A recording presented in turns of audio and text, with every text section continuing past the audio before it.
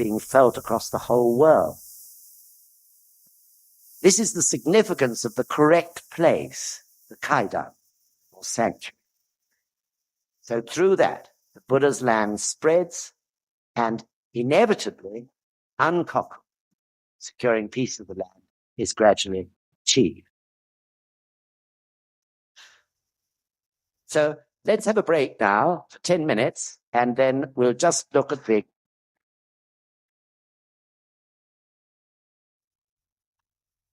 hurry up, please.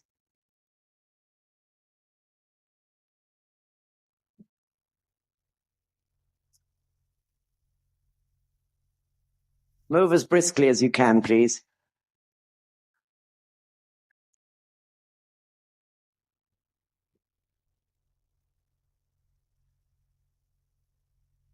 We now take a look at each of the passages which have been selected. The host exclaimed with delight. As the proverb says, the dove has changed into a hawk, the sparrow into a clam. How gratifying! You have transformed yourself through your association with me, and like the bramble growing in the hemp field, you have learned to stand up straight.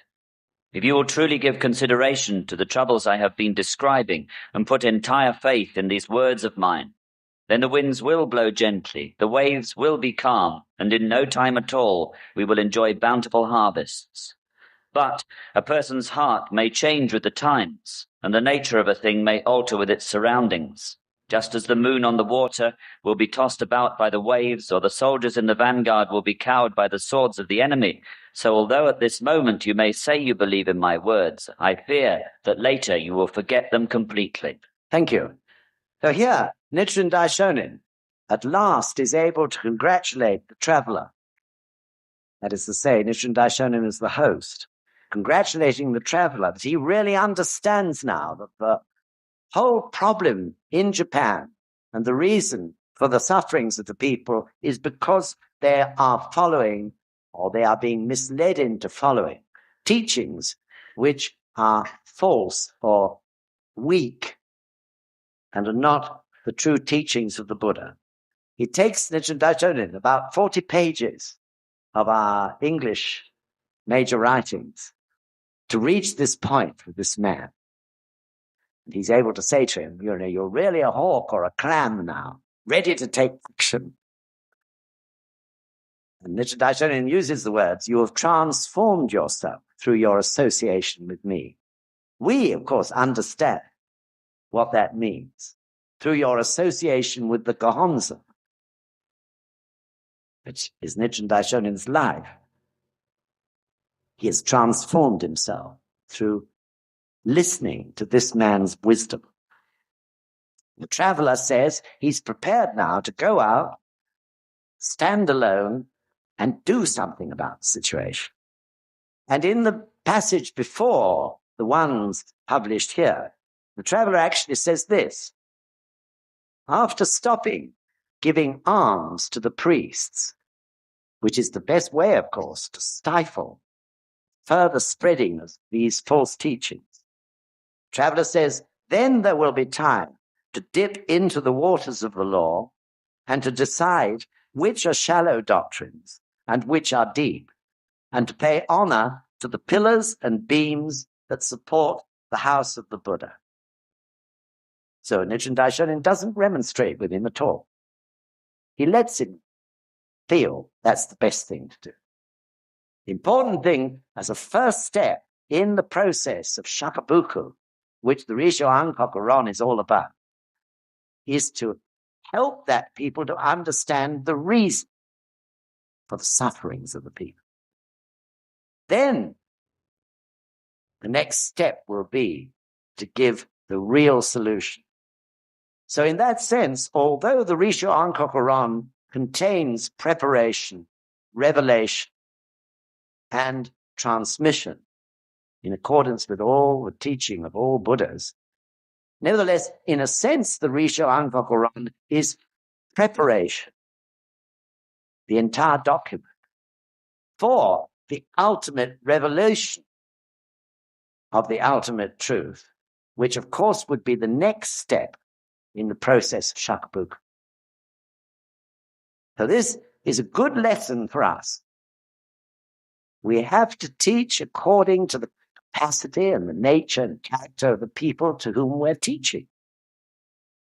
In the Lotus Sutra, Jigage, say Maiji Zazen Iyaro Shujo Tokunyumu Jodo Sokojoju Bushi.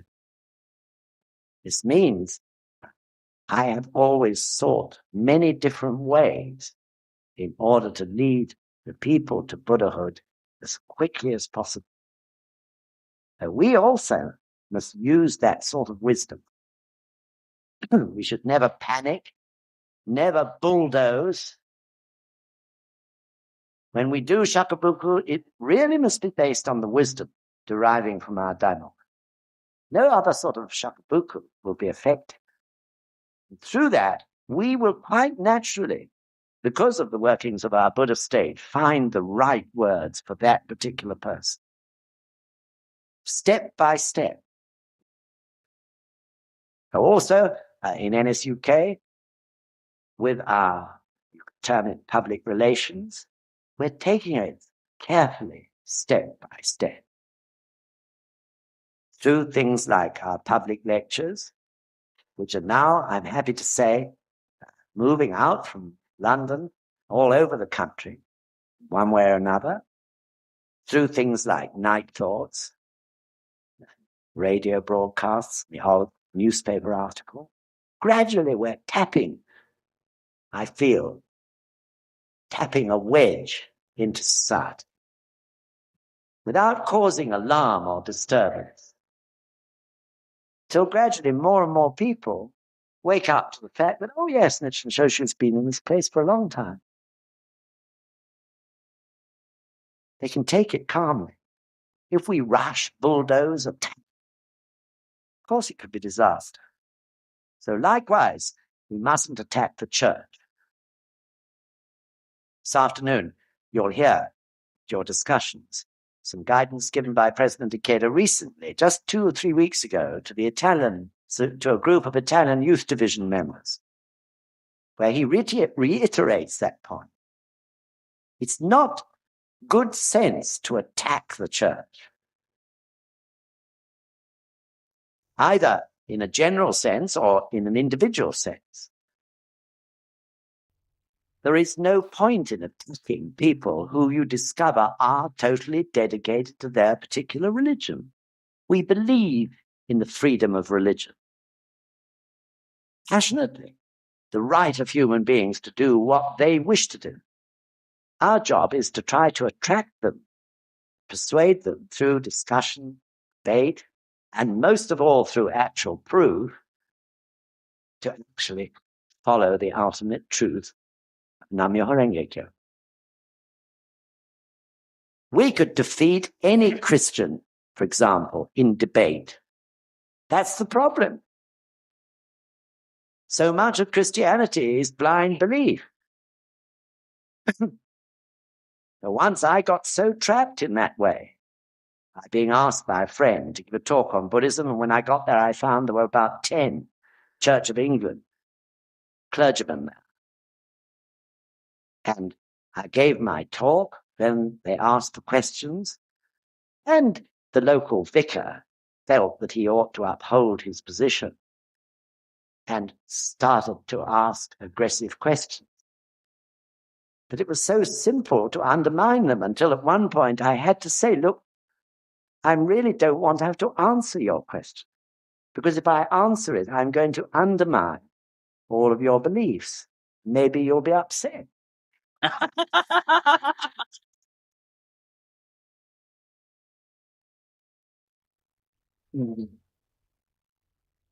And he was upset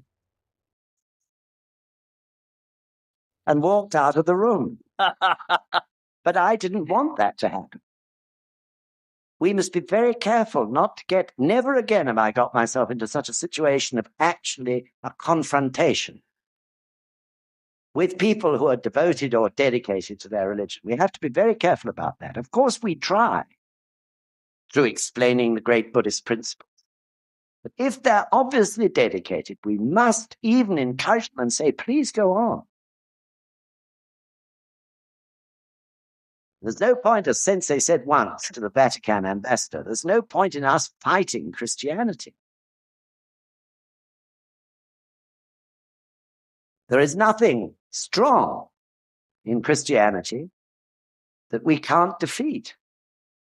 But if we tried to do it, we'd bring the opposition and enmity of a great many people of this country against us. And I tell you, we could set Kosen-Rufu back at least 50 to 100 years by doing that, unnecessarily. So then, when Sensei was talking to the Vatican ambassador, he said, much better we go arm in arm together towards peace. Of course, what Sensei didn't say was that through doing that, through having friendship with Christian people, they see the actual proof in our lives. That is what will cause them to come over. The actual proof that's confronting them through their friendship with someone who's practicing Buddhism. That is the way to do it. So it's very important we all understand that.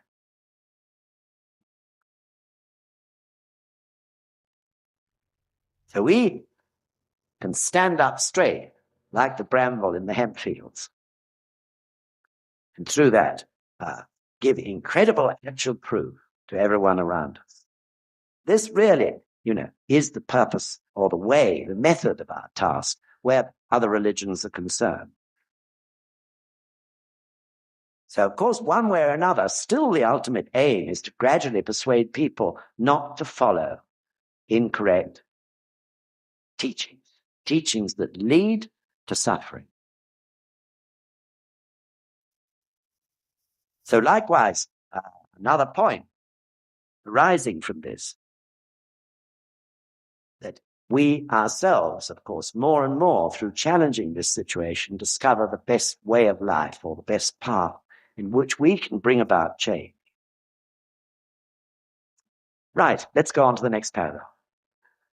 Now, if we wish, first of all, the calamity that occurs when enemies rise up on all four sides and invade the nation. Thank you.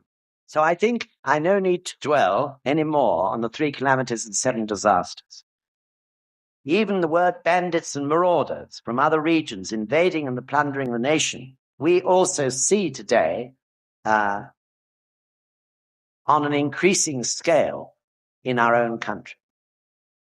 We haven't yet been attacked by terrorists from outside, but we certainly see a growing number of muggers and murderers and internal strife.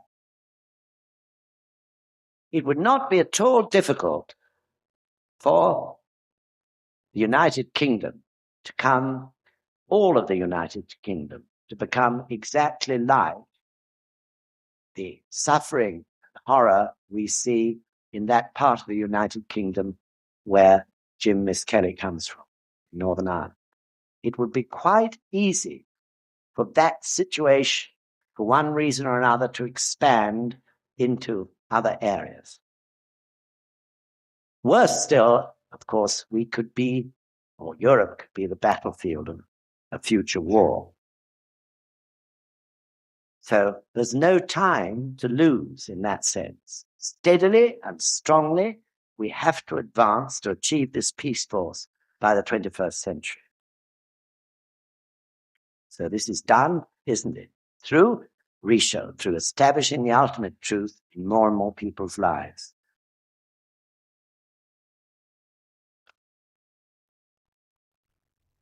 The worst of all, of course, is war.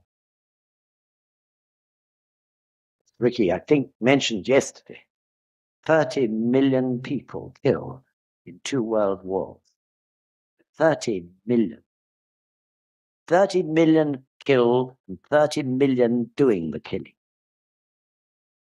60 million people with the karma of war lodged deeply into their lives. As I was saying on the first day, it's not by chance that you're here, but also it's not by chance that you were born in Europe. Or it's not by chance that if you're not European and came from somewhere else, Malaysia or Hong Kong, that you're living in Europe now. The karma of Europe must be in each one of us.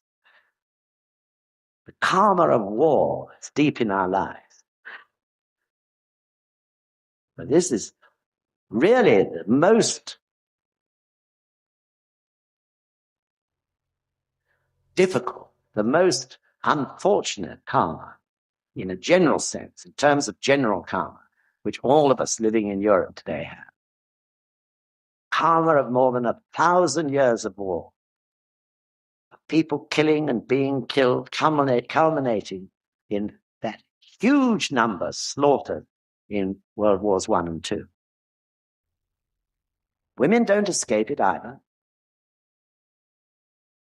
They also incited men to go to war. They supported and even went to war themselves. We're all involved. This we have to change. So let me say at that point, why was it then President Takeda first suggested we should have a European center back in 1974? None of us were thinking about a European center, I can assure you, at that time. We were certainly thinking and excited and thought that one day we'd have a center in our own countries. We never thought about a European center. Then out of the blue, Dr. Yamazaki rings me one day. This is just after I got back to this country. And he said, I've had an amazing message from Sensei. He said, how about the idea, Sensei said, of having a European center? Gija said to me, what do you think? And I didn't know how to answer. Why European center? Of course, as the years have passed, clearly I've come to understand. How do we change the karma of war that exists in the lives of every European? Of course, it's by coming together and uniting in the great cause of peace and making causes to bring that peace about. So really, Sensei's wisdom and understanding, so far ahead of any of us, really, because he sees paths we can't see, like birds see paths in the sky or fish see paths in the sea, because that's his layer of the cake. So this is why, one should never reject anything President Takeda said.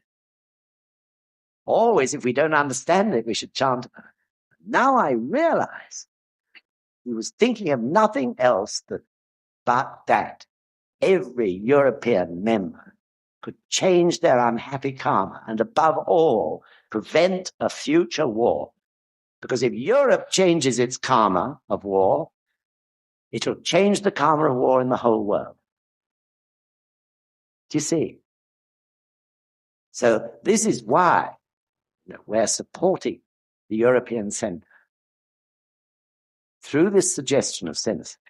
And the more we go on supporting it, the more we go on courses to trace, the more we seem to get a clearer understanding the importance of Kosten Rufu of Europe, not only Kosten Rufu of our own country. So, of course, coming up, we'll have the opportunity to contribute to the European Centre. So like the other contributions for the first building and the second building, certainly I, for one, will give everything that I'm able to give, because I now understand better than I've ever understood the significance and importance of the European Centre for not only our happiness, but for the happiness of future generations. It's the prime point, that Gohonzon is the prime point to change this terrible karma of killing and being killed. That there can be no doubt whatsoever. As Sensei said once, our organization is based on deep relationships between human beings. When I first went to a European committee, maybe you've heard me mention it before, but such extraordinary, I thought I was the most international person. I thought I didn't have any racial feelings. I prided myself on it. Blow me down, I go to my first European committee meeting in 1975, and the most appalling feelings are rising up in my life about poor old Peter Kuhn, because he was a German, and about poor Mr. Bernard Vallet, because he was French. I couldn't believe it. I was really sick of myself. And I had to go away and chant lots of Daimoku before the next European committee meeting to change this thing in my life. These things are so deep-rooted. But through practicing to the European gongs, through going there on courses, we can change it. So every time one goes on a course to Tres, or every time one makes a contribution towards the European Centre, we are changing. It's another notch, isn't it, in changing that horrendous karma that we have in this continent. In every sense, this understanding of the need and vital importance of the European Centre is very important. Moreover, as the Ninno Sutra says, what says in the Gosho, the person and the law, he says, since the law is supreme, the person is respect-worthy. Since the person is worthy of respect, the land is sacred. This, of course, is through Eshofune. If we activate our Buddha state through the principle of Eshofune, the inseparability of us and our environment, inevitably the land, too, will become the Buddha's land. And also, of course, not just the land in terms of the boundary of this country or the boundary of this planet, but also the space around it. Further and further as far as you can see, the effects of that Buddhahood are bound to be felt. And most important in the light of these teachings, 3 calamities and 7 disasters, the Shoten Zenjin, the forces, the natural forces of the universe that protect this planet, that protect each continent on it, that protect each person on it. Okay, one of them is the law of gravity. Such forces will then continue to work in our favor, in harmony with our own lives. But if we turn our back on the ultimate truth, on Nam-myoho Renge Kyo, then inevitably the powerful negative forces in this life or in this world take charge of us. Our lives become negative, and therefore the Shoten Zenjin, the protective forces of the universe, cannot work. They're essentially protective, positive forces. So instead of being protective and positive, they're neglectful. And we suffer. So a stupid example I always give is the sun. Sun is a Shoten Zenjin. We mention it every day in the first prayer of Gongyo. The sun is the great nourisher. The sun keeps us healthy, but the sun can also destroy us if our life state is stupid and negative. If we're idle and lazy and idiotic and stupid, we lie in the sun too long, and our skin starts to become destroyed, and also moisture in our body begins to be dehydrated. Which do we want? Do we want the sun to be our protector, or do we want it to destroy us? In a sense, that's the choice. So the first prayer of Gongyo, we're not bowing to these Shoten Zenjin, the forces of the universe, as if they're something in control of us. On the contrary, we're punching our life force into them. We're taking them into our ichinen and pouring our life force through Daimoku to them so that they are working with that positive life force and functioning correctly as our protectors. So this is the key point, isn't it, so far as the reason for the situation in the world. The people are crushed and apathetic or frustrated and angry They are negative in so many places. Therefore, the Shoten Zenjin can't work anymore. Therefore, the people and the land is, in one way or another, destroyed. People of the Horn of Africa have been crushed and cowed by poverty and sickness and by politicians who are using them in the wrong way because of their apathy. And now the land is destroyed or being destroyed. Isn't it? This is the fact, the reality of the situation. I long to hear one day that at last someone, with the Gohonzon has established themselves in the middle of each tribe. Wow, what a change it's going to bring about. This is their karma. It's very hard and very heavy. So this is our task, isn't it? To establish the ultimate truth. And make sure that more and more people, particularly our job is in this country. There are plenty of others can do it in France, Germany, and Peru, and Chile, and Hong Kong. Our job is to spread this understanding to more and more people. And of course, it's difficult to explain. Therefore, actual proof is the best.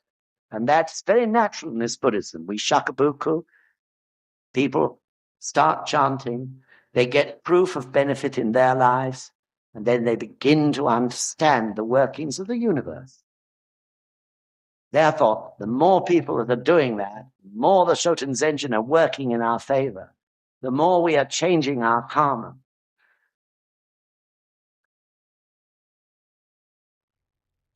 Right. Emperors and kings have their foundation in the state and bring peace. They will quickly leave the world of the living and fall into the hell of incessant suffering. Thus, the Daijuku Sutra says, though the ruler of a state may have for countless existences in the sought his heir, the high ministers of the state, the lords of cities, the village heads and generals, the magistrates of districts and the government officials. So in the first part of that passage, Nichiren Daishonin talks about praying for order and tranquility throughout the four quarters of the land. I no need to dwell on that. That is lifting our heads up, isn't it? And looking at the four quarters of our particular environment. If you like, looking over the wall round our backyard and seeing what goes on beyond and becoming concerned in it. That is what Sean and Jane Seymour did, or are doing. Becoming concerned and determining to change what is beyond their little narrow patch. This is the achievement, isn't it, of Uncock. And inevitably, in the end, the Gonzan will lead us to do it. Risho, the ultimate truth, will lead us more and more to expand our view of life, to take in the four quarters of the land of our particular environment and do something about overcoming human suffering there. This I'm sure of, because it's a natural process, isn't it?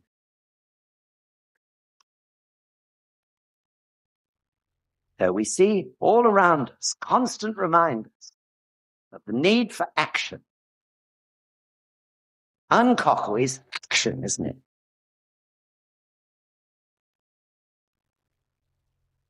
So I'm sure from now on, whenever you open your newspapers, whenever you look at the news, you can't help but be reminded about the message of the Risho Ankokoro.